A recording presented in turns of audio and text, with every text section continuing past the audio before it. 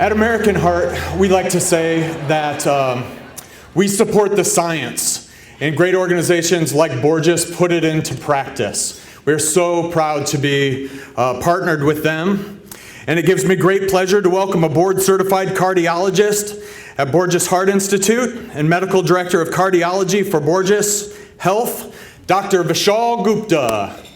Please join me on the stage.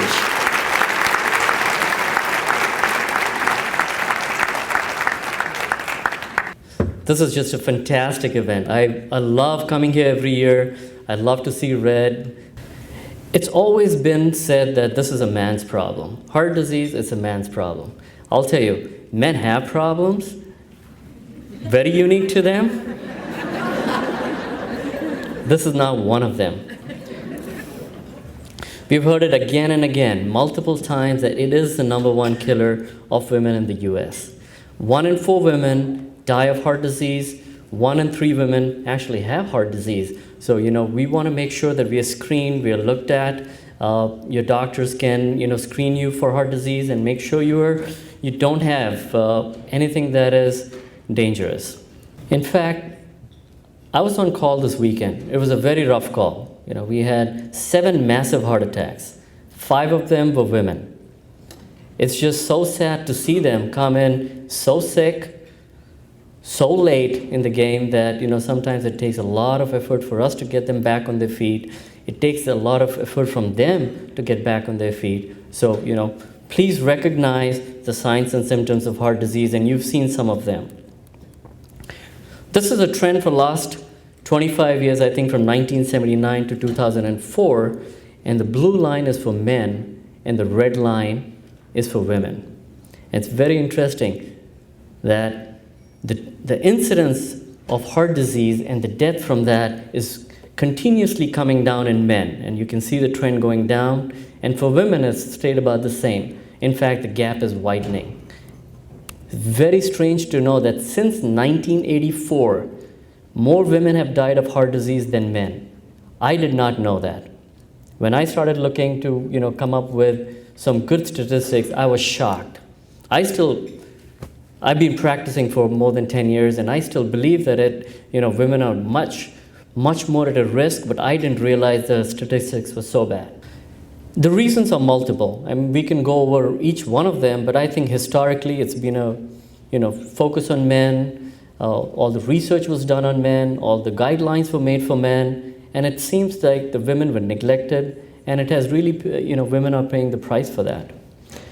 Going to the other side, in general, women have different kind of symptoms. About 30% of the women may not even have heart pain at all. They may start with what you saw in the video before, funny feeling in the belly, maybe a little bit of weakness, some jaw pain, shortness of breath, dizziness, and it may all just be from the heart.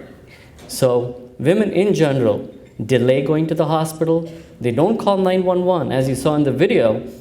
They're very late in calling, but they're the first ones to call 911 if they see another man having a heart attack. Somehow they seem to recognize their symptoms and not theirs. This is 2 hearts. One is of a young woman, and another one is of a 90-year-old. Tony is here, Frank is here. They've been practicing cardiology for a long time. I've been practicing cardiology for a long time. I see 1,000 echoes a day, a year, but I cannot really say which heart is of a 90-year-old and which heart is of a 40-year-old. Okay? The heart does not age. It's very interesting. I can stand here and say that. The function of the heart remains the same as long as the blood supply of the heart is intact. Let me give away. So this is my wife, the young woman I was talking about, and this is my 90-year-old, and she's in her gold red dress. She's just such a fantastic woman. And when we looked at her heart arteries, they all look completely normal. 90-year-old, normal heart arteries. So you go to her and say, what's the secret? She's been walking 2 to 3 miles a day for the last 50 years. What's her favorite pastime? Great-great-grandkids' graduation. Now, here's another woman. She's 42. She's got already one artery that is completely blocked here. She's got another artery that has two blockages here. The function of her heart is very sick, 30%. Now, this woman is not going to see even her kids graduate, and that's really sad. And the reasons are she's a smoker, she's got diabetes, high blood pressure, she works 2 jobs. So there's not just the disease part, but there's also a stress part to her life. This is how heart attacks happen. Here's a heart, here's a normal looking artery, and over the period of time when patients have hypertension, diabetes, high cholesterol, a lot of stress, plaque starts to build up. And this is how it looks when they have angina or chest pain. Now, if you were to open it up, it looks really ugly. These are the plaques that open up, and they look like this. The plaque opens up, a blood clot is formed, and the blood supply to the heart artery or the heart just stops, and they have a massive heart attack. Now, we can take care of it by putting in stents, but that's not what we want to do. We want to prevent you from getting there. So if you want to look like my 90-year-old when you're 90, these are some of the things you have to do to prevent heart disease. Eat a healthy diet. Now, remember, we cannot change our genetics. We cannot stop growing old, but we can definitely do things to prevent and slow the progression. Maintain a healthy weight. Don't smoke. No excessive alcohol. And I put this little thing, mental stress is one of the biggest cause for inflammation that causes plaque built up. So you need to relax, do some yoga, meditation, exercise is a good relaxing too. So all these things help. If I were to emphasize on one thing, just one thing, it would be to be active and exercise every day. And the reason is this. When you exercise, multiple things happen. Your arteries, they contract and relax. Your blood pressure goes up.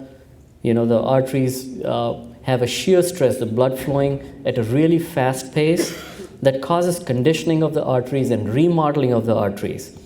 So that improves the elasticity and that reduces the plaque burden. Now it also helps the muscles. The muscles become more active, they're stronger, you're more flexible, and it leads to reduction in the fat cells. It also affects your pancreas, it improves your insulin output and reduces diabetes. So you are taking care of hypertension, diabetes, cholesterol at one go. Now here's the beauty. Even though your legs and arms are exercising, the blood is moving at a very fast pace in other organs too, like your brain, spleen, your kidneys, your liver, and of course your skin. With brain, it reduces stroke. With pancreas, and it improves your diabetes. And guess what? Your skin, there's a lot of blood going there. You start to look younger. Let me repeat that. Your skin, you look younger. Let me repeat that again. When you exercise, you get a lot more blood to your skin and you look younger. Now we can go off all the benefits of the exercise, but let me tell you, it reduces the risk of heart disease by about 30 to 40% and reduces the risk of stroke by about 20%. And we can go over all the other details. Now there are types of exercise and people need to learn how to do them.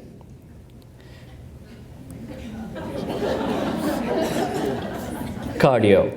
It's very important. It's not packing muscles. It's not something that it's going to be an exhaustive workout. It's something that you should be able to do at any time of the day. You walk, you go, you brush, and then you go on a treadmill, and you should enjoy it. It should become a habit. A habit goes a much longer way than anything else. If you stress yourself to go and exercise, it's not going to work out. It should be a part of the life, daily living. Here's what I recommend you should do. It's in 3 stages. Always warm up, 5 to 10 minutes. You let your muscles relax, let the blood flow increase in the muscles, let your lungs and the heart, everything start to know that you're going to exercise. Because if you just start exercising, you're going to get really exhausted, short of breath, and you're going to stop. You'll be, you'll be done for the day. But that's not what you want to do. Some people need 5 minutes. The older you get, you need longer warm-up times, 10 minutes, 20 minutes, 30 minutes if you're going to run. And then you plateau. You get your heart rate up to 110, 115, and then you put your effort into it. You start jogging or running or biking, whatever you do. Even a fast, brisk walk really helps. For 20 to 30 minutes, and you want to cool down. You want your heart rate to come down below 110 before you stop or get off the treadmill or stop exercising. If you don't, you can get dizzy because of the mismatch in how your arteries are dilated and what your cardiac output or your heart is pumping. If there's a mismatch, you'll get dizzy. So it's really important to follow that. I'm going to switch my topic here because every time at least I like to introduce a new topic. And this time it's cryptogenic stroke. This 1 in 5 people have a really tiny hole in their heart. And very rarely, a small blood clot can go from one side of the heart to the other side and go right to your brain and cause a stroke. And this is common in women, especially who are on birth control pills, and who are younger, young men, young women. This really goes unrecognized and under, not many physicians and family practitioners are looking for this. So you have to be aware of your own self and make sure that you know, and if you hear of someone young getting a stroke, you need to let them know that you need a checkup to make sure you don't have a blood clotting problem or a hole in the heart. At Borges, we routinely close these holes, and I have one very young nurse here who I would like to call on the stage and maybe give a 2-minute of what happened to her just to help increase this awareness. Heart is very important. Stroke is a major problem. As we said, it is on top of the list of things that cause women to be disabled. Please come over here, Lindsay. Hi, I'm Lindsay. As he already said, I'm definitely not a public speaker, so I'm probably going to stumble through this. I would like to take you back to a day in July, the scariest day of my life by far. I woke up and it was a normal day. I went to get ready for work, feeling absolutely fine. I went to get my daughters out of bed, and then on the way down the stairs, I started to feel just a little off. Didn't think much of it. I was a brand new nurse, still in orientation, and I just thought it was my nerves. So I put them down in the living room, went out to the kitchen, and didn't remember why I was going out there. I was going out there for breakfast, but I was somehow found myself digging around in a drawer. And then so I stopped again, thought, okay, I'm losing it. These are my nerves, I'll be fine. Went out to the living room, my daughter asked me a question, and I couldn't respond. Nothing. And then so I kind of panicked, and then thought, well, I'm nervous. It's okay, it's fine. And I tried again, nothing. I could say, so I just kept repeating, and hoping that something else would come out. And she looked at me and she saw the panic on my face, and she said, Mommy, why aren't you talking to me? And then I completely lost it. I luckily was able to call my husband, but I couldn't tell him what was wrong. I was completely hysterical on the phone, so he assumed the worst. He thought something was wrong with the girls. I couldn't tell him otherwise. So luckily, he rushed home, and we rushed right to ER. So they decided not to wait for the MRI to give me the clot buster. And I was completely relieved. I thought for sure my symptoms would go away, they would be all resolved. That was not the case right away. It happened, but 24 hours later, I could still only say a few words. It turns out I had this defect that Dr. Gupta is talking about. I never thought I'd be so calm if a doctor came in and told me I have a hole in my heart, but he just had a way of, matter of fact, you have this hole, this is why you had a stroke, this is how we're gonna fix it. So anyway, 6 weeks ago I had my procedure and I'm back to normal. So.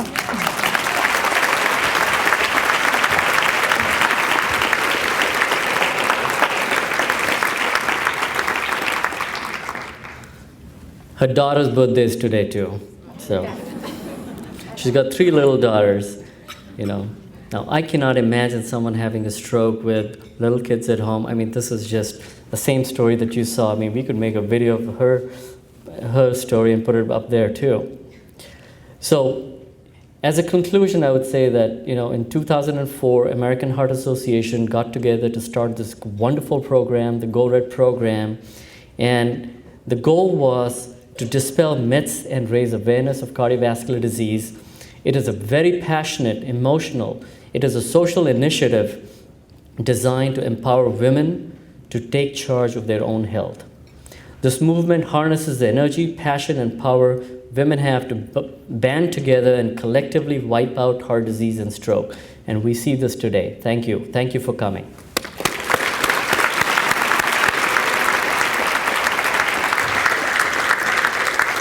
This is my Go Red team.